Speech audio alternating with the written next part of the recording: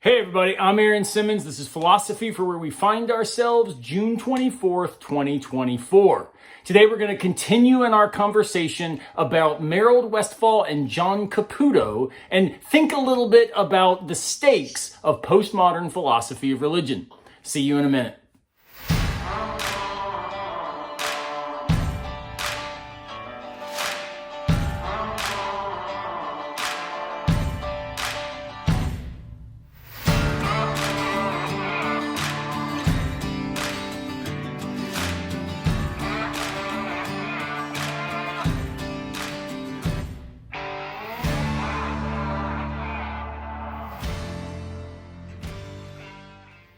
So before we get going today, let me just remind you, hop on over to my Substack, Philosophy in the Wild, if you have not gotten subscribed. There are free and paid options available. I would love to connect to you there. I do 2 posts a week.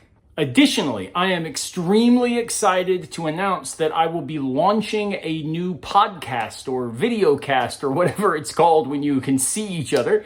This is going to start next Monday and go for 8 consecutive Mondays at 7 p.m. Eastern Time.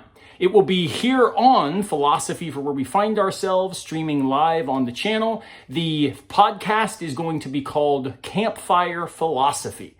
I'll be joined by several guests each week to talk about difficult questions and invite you to be a kind of fly on the wall or a guest at the campfire, thinking with us about issues that really matter.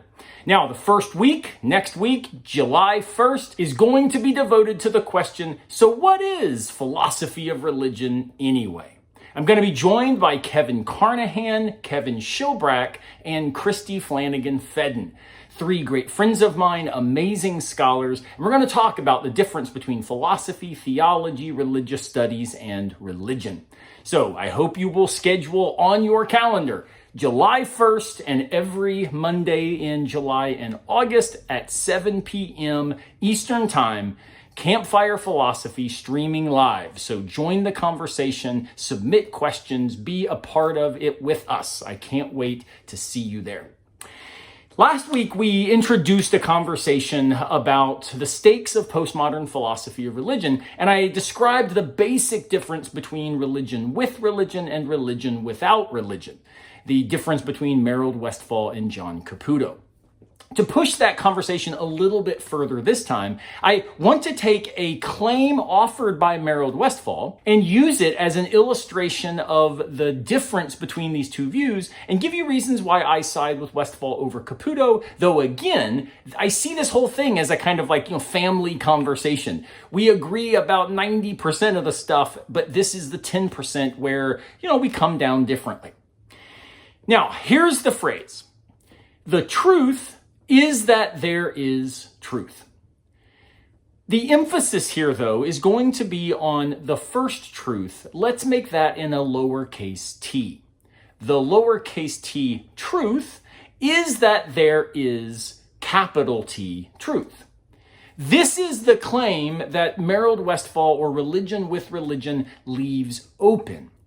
It says, look, from where we stand, this perspectival or epistemic postmodernism requires that we be open to historically determinate religious truth claims that might actually obtain in mind-independent ways, right? It might really be the case that there is a way things are for God, and that's this capital T truth that is now affirmed as a lowercase t truth claim in my context, my circumstances, and my tradition.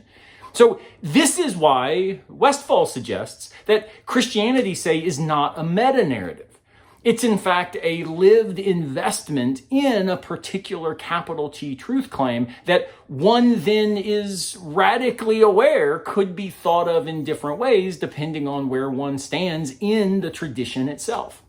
Now, you might think that the radical difference between Westphal and Caputo is going to be about that capital T truth, right? That since everything is a hermeneutic or perspectival claim, lowercase t truth, that's where we hold things, that's where we're invested in them, that they're just going to disagree about then the capital T truth at the end of the day. Well, In some ways, that's right. So it is the case that Caputo is going to reject what he terms strong theology in favor of what he calls the weakness of God, which is a decidedly process theological adjacent view that owes a lot both to Derrida's Religion Without Religion and also Gianni Vattimo's weak ontology or weak thought. We've talked about both of these elsewhere on the channel. But although there are moments where Caputo does seem to suggest that the problem is Westphal's commitment to the capital T truth, I actually think that there's a bigger issue at play. Because although it might seem that Westphal and Caputo are of a piece when it comes to this first T, the lowercase t truth, I actually want to suggest that part of the metaphysical postmodernism that I find in Caputo, this religion without religion perspective, actually does risk sliding from the lowercase t truth is that there is no capital T truth to a much more problematic view. The capital T truth is that there is no capital T truth. And then we've got a problem, right? That's obviously a self-refuting sort of move. And I don't think that this is something Caputo does lightly. Instead, I think it's that when you commit to this idea that deconstruction, postmodernity, this critical theoretic framework really does put some perspectives, some claims, some truth commitments off the table, that strong theology, determinate religious traditions are now problematic because they do tend to slide back into a meta-narratival frame. When you put those off the table, then it's like, well, yeah, but are you putting them off the table simply because of your own perspectival location, that you find better reasons to think that those are problematic? Or are you putting them off the table for everyone who embraces postmodernity? And that's what I worry sometimes happens in both Derrida and Caputo. Now, notice, I am very sympathetic to the specific places that Caputo challenges strong theology, the discourse by which it is often defined in terms of power, the way in which God is understood as this kind of, radical possessor of predicates that just becomes the omni-God of all the superlatives, what my friend John Sanders, the theologian, refers to as the the ultimate metaphysical principle. This is a really problematic conception of God, but not because it's obviously false or a non-starter, but because there's good reasons to think that it actually doesn't get us as far into the actual claims of the tradition itself.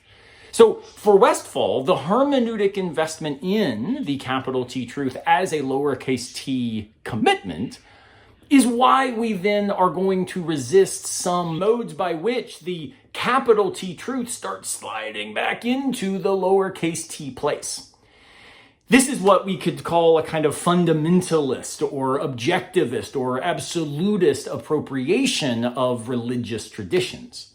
And certainly, Westphal's going to oppose that, right? Because if you think we can get out of our perspective to make objective claims about the truth of our perspective, well, that's going to be an issue. That's a hermeneutic violation. It's a problem for epistemic postmodernity. That's just straight old, good old-fashioned religion. And religion with religion has appropriated the deconstructive and Derridian critique of those kinds of naive perspectives. However, that's not a metaphysical rejection of the possibility of those claims. It's simply a recognition that whatever one claims to be true, we've got to do it in radically humble and hospitable and self-aware ways. For Caputo, however, it is the case that those claims almost necessitate that kind of a hermeneutic blindness, and therefore strong theology is itself off the table because of our epistemic and hermeneutic awareness. But if that's the case, notice again, then there are actually some truth claims that are rejected, not just ways of holding those claims. Now, again, we can share the commitments about what's worth our investment, what we think are the best versions of determinate traditions. But Caputo, Derrida, they do run really close into suggesting that because we can't see something from an objective perspective, there just is no objective perspective. And therefore, the only claims that we can take seriously are these kinds of weak theological commitments that one would find in a broader, more progressive leaning space. Alternatively, Westphal thinks Christian orthodoxy, Jewish orthodoxy, Muslim orthodoxy, whatever, that these traditions might actually be the case. And part of what we've got to do then is see if they can hold up for us once we become hermeneutically responsible. I'm more influenced and persuaded by the Westphalian perspective here. And the reason is not because I think Caputo is wrong about religion, but because I think that he has already loaded the deck regarding what religion can now possibly mean for us once we embrace postmodernity. So again, it's not that there is a political disagreement or even absolutely a theological disagreement, though there are other places where Caputo and I will part company theologically. But instead, it's an attempt to try to understand how postmodern philosophy of religion is most coherently a perspective that invites us then to take seriously whatever religious tradition, claims, identities, perspectives, beliefs, practices that we find ourselves invested in. Do we do that with humility? Do we do that with awareness? If we do, there might be certain claims then that we become less committed to, that we start seeing as problematic. Certain versions of the divine that are less persuasive. But that doesn't mean because the method has rejected them, but simply because when we are invested in this lowercase t truth hermeneutic space, we become a little bit more careful about which claims we think are worth our time and our community involvement. So again, this is not a refutation of Caputo. I am deeply, deeply influenced by him. I consider both Jack and Merold friends of mine. I've been blessed by their generosity. But it's instead a in-family discussion about the stakes of how we make sense of what remains possible for us once we have taken up the Derridian challenge to traditional modes of thinking. I absolutely think that doing so is well worth our time, but I don't think that it necessitates putting as much off the table as Caputo sometimes seems to suggest. And when we put so much off the table, notice the problem becomes, it looks an awful lot like we are claiming an absolute capital T truth claim about those things being absolutely false. There's that rub. There's the tension. All right, I hope this is helpful. I know this is a little bit kind of in the weeds, but I do think that these are some questions that a lot of you will find interesting, and a bunch of you have reached out and asked questions about them. So again, I hope to see you at Campfire Philosophy this Monday night. Please do sign in here on Facebook, get subscribed so that you don't miss any of those episodes. Campfire Philosophy starting this coming Monday, July the 1st at 7 p.m. for the rest of the summer, all of July and August. Okay, I'll see you next time unless a piano falls on our heads.